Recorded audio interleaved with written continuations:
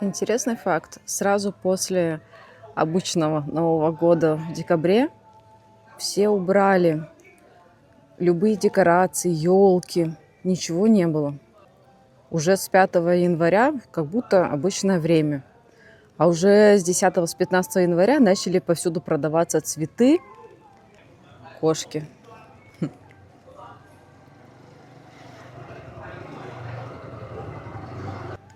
А вот эти красивые гирлянды, флаги появились именно в канун лунного Нового года. 16, ну ладно, 15 февраля. То есть не за неделю, не раньше, вот именно в канун все зажгли.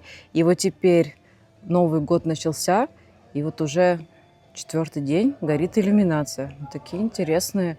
И у всех, главное, одинаковые правила. Вот во Вьетнаме всегда так. Все живут по какому-то одному графику, ритму. Ну, зависит, может, от региона. Вот у нас в Хойяне вот такая. Если в китайский Новый год вы внезапно проголодались, нужно поехать в европейский магазин, наш любимый Мунамилк. Это уже даже как развлечение. Поехать, на людей посмотреть. Здесь нельзя с собаками, но здесь с такими маленькими можно. Главное, чтобы никто не начал тянуть руки. Ой.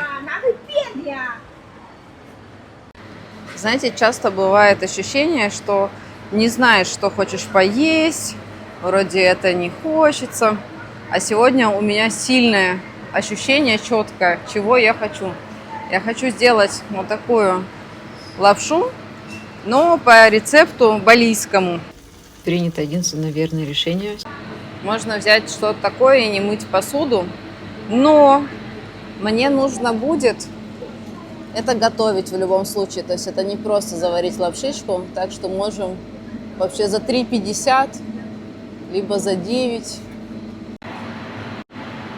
Женщина в таких же, как я. Интересно, она понимает, что у нас одинаковые штаны?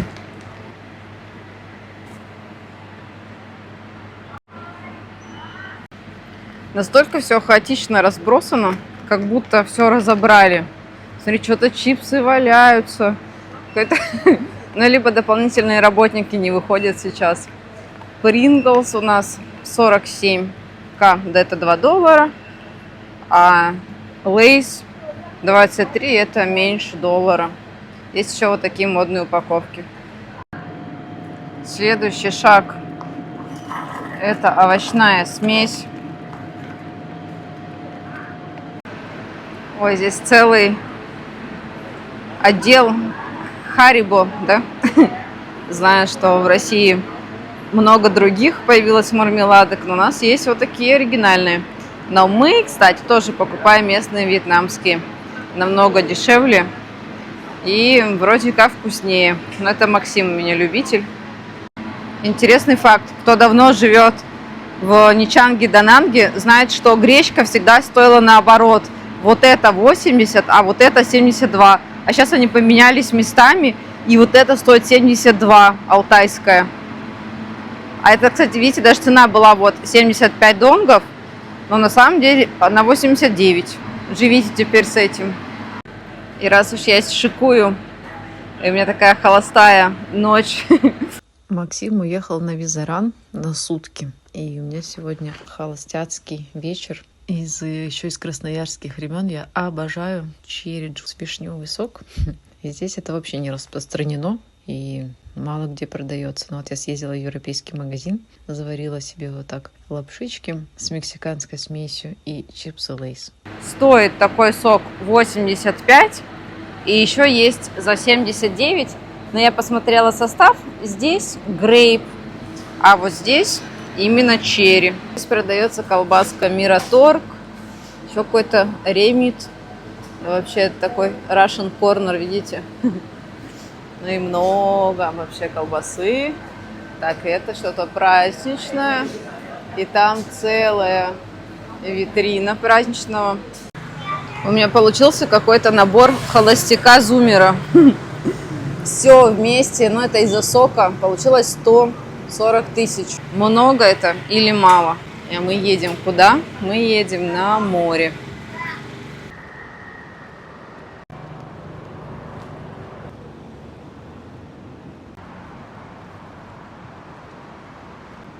Это один из главных пляжей Хойяни, Куадай-Бич.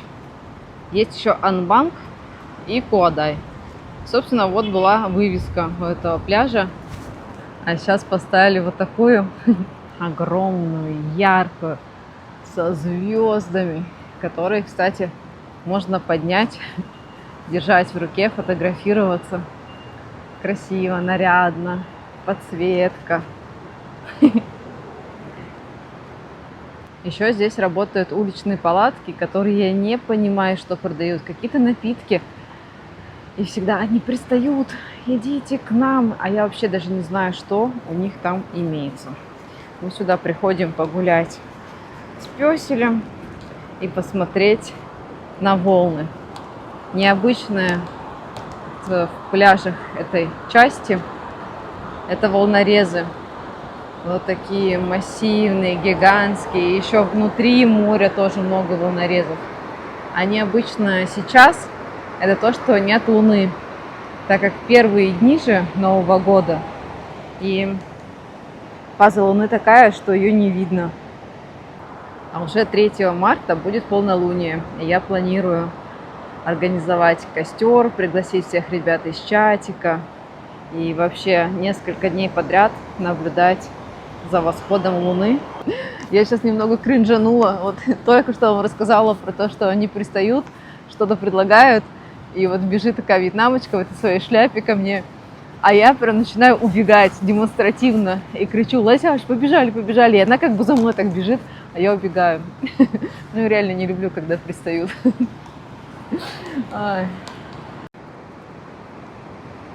Итак, раньше, сейчас.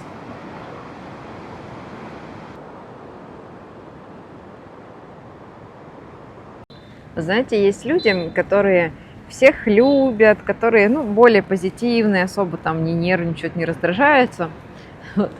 Но я не такой человек. Вот сейчас ситуация. В чатике в нашем «Хойян со смыслом» пишет девушка, что пересдает свою комнату, то есть она сняла здесь комнату на месяц за 5 миллионов и передумала тут жить, потому что у нее плохой интернет. И из-за этого она хочет переехать в Дананг, и тут же в чате появляются сообщения, что в Хойяне плохой интернет, вот эта суета. Просто из-за одного сообщения, из-за одного какого-то мнения люди сразу суетились. У нас хороший интернет, здесь мобильный интернет превосходный. И вообще в Хойяне все превосходное. Просто бывает, кому-то не нравится, кому-то не подходит. Но вот эта суета релокантов всегда по какому-то одному мнению судить. Вот поэтому я надеюсь, что люди правильные и нужные будут смотреть мои влоги, приезжать к нам сюда в Хойян. Мы будем дружить, веселиться, что-то делать интересное.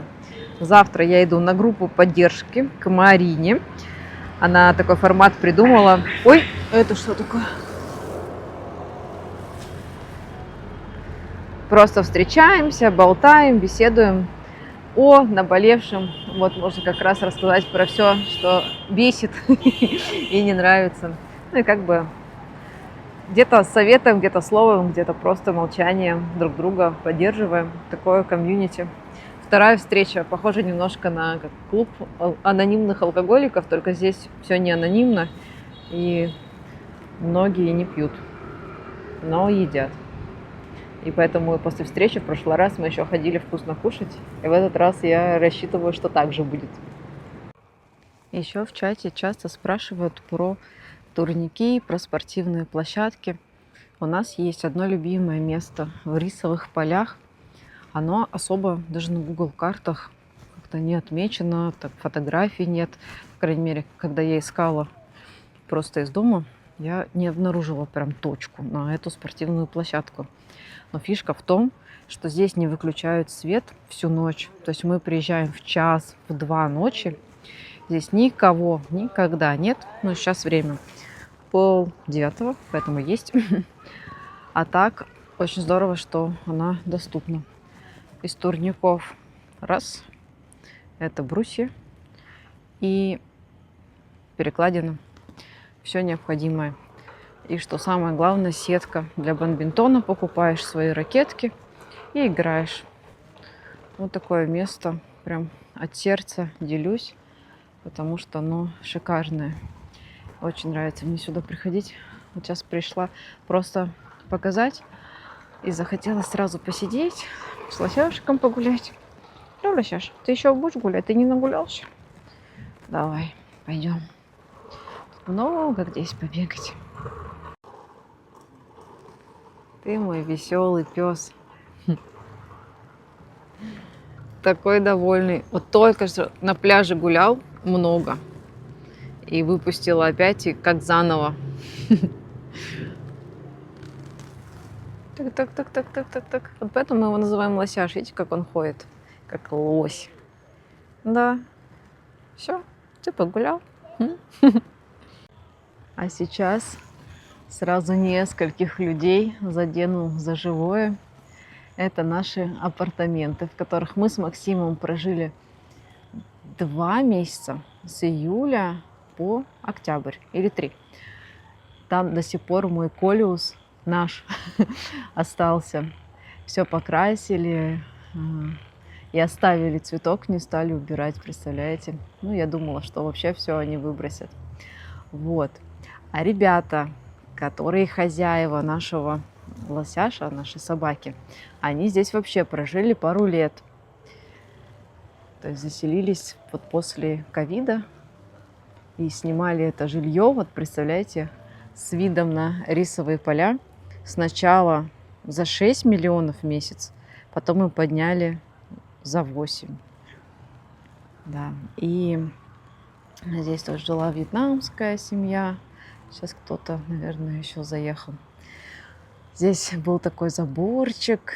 Часто мы гуляли, снимали. Вообще красота. Вот. Кстати, стулья, по-моему, даже оставили они. Здесь жил Брайан. Ну, пойду я, наверное, меня тут не выгонят. И еще вон там на чердаке до сих пор вещи, оставленные ребятами. Вот. Мне кажется, даже планировку здесь изменили, и вообще все стало очень менее хаотично, душевно, более так практично. Ой, стена.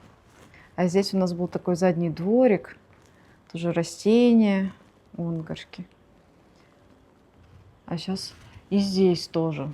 А сделали какую-то подсобку. Возможно, да, есть. Точно. Вот тут же дверь. И получается, у первого этажа теперь своя такая подсобка. Вот. Это, кстати, возможно, одна из наших микроволновок. Посуда. Мне еще Максим говорил, давай все заберем, тут ничего никому не нужно. Я говорю, ну нет, там это же не наше. Вот, ну, кое о чем я жалею. Об утюге.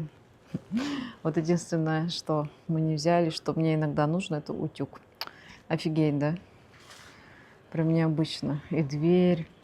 А был вот этот забор. Ой, мурашки у меня по коже. Получается, что домик снова сдается, и можно было бы узнать цену, заехать. Но вот это ощущение прожитого этапа, как здесь все было, как мы помним, вообще даже не представляю, чтобы мы могли вернуться и снова сюда заселиться. Точно нет. Вот было и прошло, было потрясающе. Сейчас стало еще лучше, но все, у нас есть свой домик новый, и мы там кайфуем, а это уже прожитый этап. И дерево, которое из мешка просто кинули, его тоже оставили, просто подрубили. Чаще всего в тревел-влогах я рада, что камера не передает запахи, но сейчас это прям аппетитно. Заливаю кипяточком.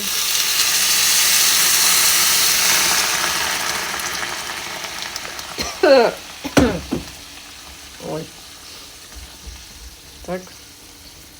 Я добавила имбиря, чесночка. Это как-то, теперь не знаю, как оно заварится. Я думаю, 1 или 2. Принято единственное верное решение. Сейчас я оставляю, чтобы лапша разбухла. И потом добавлю яичко.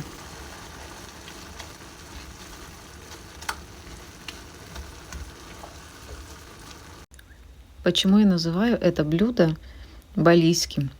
Потому что когда я была на Бали в 2019 году, в конце как раз перед ковидом, в кафешках в основном давали вот такую лапшу с чем-то, с овощами, ну и с яйцом.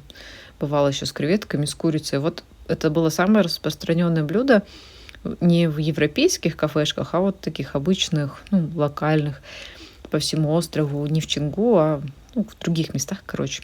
Везде давали эту лапшу. И она стоила, ну, просто вот условно 50 условных единиц, да? А такая лапша в маркете стоит 5. И так как я останавливалась в хостелах, я подумала, ну, наверное, логичнее купить за 5 и просто себе ее обжарить, если все равно, ну, это то же самое, это та же самая. Раньше называлась бич-пакет, теперь называется рамен, правильно? Вот, и с тех пор у меня такая лапша с овощами, хотя овощи у нас вроде как мексиканские, это мексиканская смесь, кукурузка, то все, да, затестим. Ну, лапша у меня балийская. Там буду пробовать сок.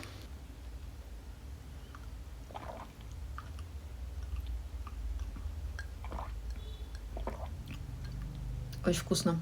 Вот прям вкусно. Прям как вишневый сок. То, что хотелось. Да. Давайте узнаем у лосяша, хочет ли он гулять. Ты гулять хочешь? Пойдешь гулять? Так, вот если он так спокойно лежит, то, возможно, и не хочет. Ну-ка. Сейчас выберем какой-нибудь ошейник. Так, все. Значит, хочешь, да? Значит, хочешь, что ли? Так получается? Так, ну-ка. Подожди. Сидеть, сидеть. Да, сидеть, сидеть. Сидеть. Молодец. Сидеть. Сидеть.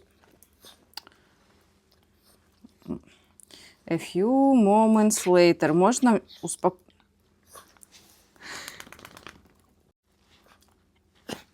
Лосяш, можешь? Вот.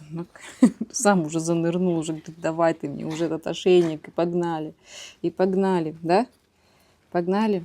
Погнали. Ну все. Все, ты готов? Ты собрался? Ты готов?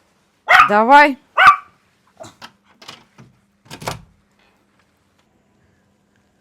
Что у нас здесь по погоде? Дождя нет, погода теплая, но я все равно на всякий случай в ветровке, потому что еду на байке.